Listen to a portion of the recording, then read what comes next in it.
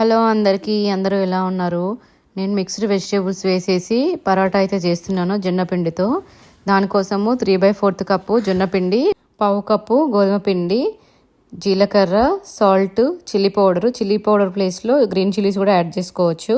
Dry ఇంగ్రీడియంట్స్ని ఒకసారి mix చేసేసుకొని next wet ingredients అయితే వేసుకోవాలి. అందులో నేను క్యాబేజ్ తురుము, క్యారెట్ తురుము, బీన్స్, అలాగే ఆనియన్, క్యాప్సికము, కోరియండర్ వేసేసుకొని మిక్స్ చేసుకోవాలి పిండిని.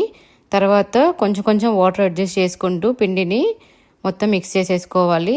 మిక్స్ చేసుకున్నాక ఒక 1/2 అవర్ అయినా 15 మినిట్స్ అయినా పక్కన పెట్టేసి నెక్స్ట్ మళ్ళీ నీట్ చేసేసుకొని బేకింగ్ షీట్ పైన ఆయిల్ స్ప్రెడ్ చేసేసుకొని దానిపైన నువ్వులు వేసేసి చిన్న బాల్ దీని మీద ప్రెస్ చేసేసి స్టవ్ని లో ఫ్లేమ్లో పెట్టేసుకొని అటు ఇటు తిప్పుకుంటూ చపాతీ కాల్చుకున్నట్టుగా కాల్చుకుంటే మిక్స్డ్ వెజ్ పరోటా అయితే రెడీ అయిపోతుంది. దీని పిల్లలకి స్నాక్గా అయినా, లేదంటే బ్రేక్ఫాస్ట్గా అయినా, లేదంటే లంచ్ బాక్స్లోకైనా ఎలాగైనా సర్వ్ చేసేయచ్చు. దీన్ని రైతా అండ్ చట్నీతో దీంతో తినొచ్చు.